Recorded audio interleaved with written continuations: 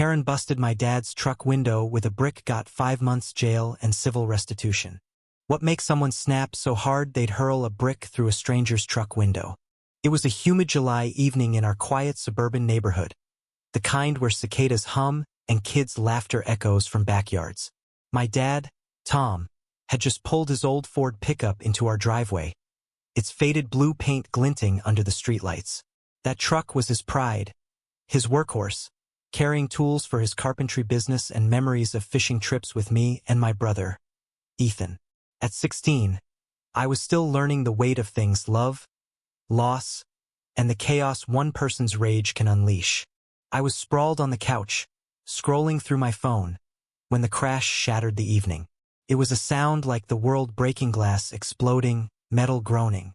Ethan, 13 and always curious, bolted to the window. "Holy crap, Jake, someone smashed Dad's truck," he yelled. I ran outside, heart pounding, to find Dad standing in the driveway, staring at the jagged hole where his driver's side window used to be. A brick lay in the cab, surrounded by shards of glass that sparkled like cruel stars. "Who the hell did this?" Dad muttered, his voice low but trembling with fury. His hands, calloused from years of hammering and sanding, clenched into fists. I'd never seen him like this. Tom Harper, the guy who'd fix a neighbor's fence for free, now looked ready to punch through a wall. That's when we heard her. Karen Mitchell, our neighbor 2 houses down, stormed across the street, her face red and twisted with rage. She was in her late 40s, always impeccably dressed, with a reputation for complaining about everything: kids skateboarding, dogs barking, even leaves blowing into her pristine yard. But this was different. This was unhinged. "You think you can park that piece of junk truck in front of my house?" she screamed, pointing at Dad. "It's an eyesore. It lowers property values. I've had enough." Dad blinked, stunned. "Karen, it's in my driveway. What are you talking about?" "Don't lie to me," she spat, her voice shrill. "You parked it on the street last week, and I'm sick of looking at it." She gestured wildly at the truck, her manicured nails catching the light. That's when I noticed the streaks of dirt on her hands, brick dust. "Did you do this?" I asked, stepping forward, my voice sharper than I intended. Karen's eyes flicked to me, and for a moment, I saw something wild, almost feral in her gaze. "You kids have no respect," she hissed. "This neighborhood's gone to hell because of people like you." Ethan, still by the porch, whispered, "She's nuts." I shushed him, but I couldn't shake the feeling that this wasn't just about the truck. Something deeper was driving her, something broken. The police arrived within minutes, lights flashing, drawing neighbors out like moths. Mrs. Delgado, the retired librarian next door, watched from her porch, shaking her head. Mr. Patel, who ran the corner store, stood with his arms crossed, muttering about Karen's endless complaints. Officer Ramirez, a calm, no-nonsense cop, took statements while Karen ranted about community standards and disrespect. She admitted to it, Ramirez told us after Karen was cuffed and led to the squad car. Said she warned your dad to move the truck last week. Guess she thought a brick was her next best option.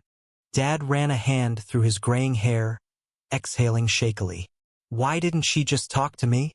That question haunted me as the weeks passed.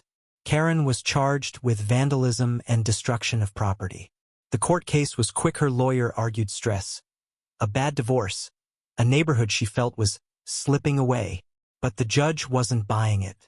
5 months in jail and a hefty restitution order to cover the truck's repairs. Justice, right? Should have felt like a win. But it didn't. See, I started digging. Not because I cared about Karen, but because I couldn't understand why someone would throw their life away over a truck. I started asking around, piecing together her story like a puzzle I didn't know I was solving. Mrs. Delgado told me Karen's ex-husband, Greg, had left her for a younger woman 2 years ago, taking their savings and leaving her with a house she could barely afford. Mr. Patel mentioned Karen's late-night visits to his store, buying cheap wine and muttering about losing everything. Then came the twist I didn't see coming. Ethan, who'd been eavesdropping on neighborhood gossip like a little detective, dropped a bombshell one night at dinner. "You know Karen's son, Caleb?" he said, mouth full of mashed potatoes. "He was in my math class last year. He ran away from home right after their divorce. Nobody knows where he is." I froze, fork halfway to my mouth. Caleb. I vaguely remembered him, quiet kid, always sketching in a notebook, maybe 14 now. He'd been gone for over a year, and Karen never mentioned him. Not once. Suddenly, her rage felt less random. A woman unraveling, lashing out at a world that kept taking from her husband, her son, her control. The truck was just a target, a stand-in for everything she couldn't break. I told Dad what Ethan found out. He sat back in his chair, staring at the table. "That's awful," he said finally. "But it doesn't excuse what she did." "No," I agreed. "But it makes it sadder." The trial came and went, and Karen's sentence was handed down. I thought that'd be the end of it. But then, a month later, I saw her. Not Karen, someone else.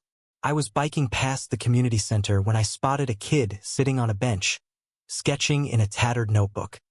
He looked older, rougher, but those sharp cheekbones and dark eyes were unmistakable. "Caleb." I stopped, unsure what to say. "Hey!" I started, awkward. "You're Caleb, right? Karen's son." He looked up, wary, like he was ready to bolt. "Who's asking?" "Jake Harper. Your mom, she got in trouble because of my dad's truck." His face hardened. "Yeah, I heard. She's always been like that. Freaking out over nothing." He paused, his pencil hovering over the page. "I left because I couldn't take it anymore. Her yelling, her rules. But I didn't think she'd..." He trailed off, shaking his head. "Where've you been?" I asked, not sure I wanted the answer. "Around," he said vaguely. "Couch surfing, mostly. I'm fine." But he didn't look fine. His clothes were worn, his hands dirty. I wondered how long it had been since he'd eaten a real meal. "You know she's in jail, right?" I said. He nodded, eyes on his sketch, a jagged cityscape, all sharp lines and shadows. "I know. Part of me feels bad. But she made it so hard to stay." I didn't know what to say. I wanted to fix it, to tell him to go home, to tell Karen to stop breaking things. But life isn't that neat. "If you need anything," I said, like food or whatever, my dad's cool. He'd help. Caleb gave a small nod, but I could tell he wasn't coming back. Not yet. Maybe not ever. When I got home, I told Dad about Caleb. He didn't say much, just grabbed his keys and headed to the community center. He came back an hour later, alone. "Kid was gone," he said. "Left his notebook on the bench." Dad held it out, and I flipped through it, pages of drawings, dark and beautiful, like Caleb was spilling his soul onto paper. The truck got fixed. The restitution checks came, and life moved on. But I kept thinking about Karen, sitting in her cell, and Caleb out there somewhere, carrying wounds nobody could see. Dad's truck was whole again, but something in our neighborhood felt cracked, like that window before we swept up the glass. I started leaving food at the community center bench, just in case Caleb came back. Sandwiches, apples, a bottle of water. Sometimes they'd disappear, sometimes not. I never saw him again, but I hoped he was okay. I hoped he'd find a place where the world didn't feel so heavy. As for Karen, I heard she got out early for good behavior. Nobody's seen her since. Some say she sold the house and left town. Others say she's still around, keeping to herself, a ghost in her own life. I don't know what's true, but I know this. Rage can break more than windows, can break families, hearts, entire lives. And sometimes the pieces don't fit back together. ND.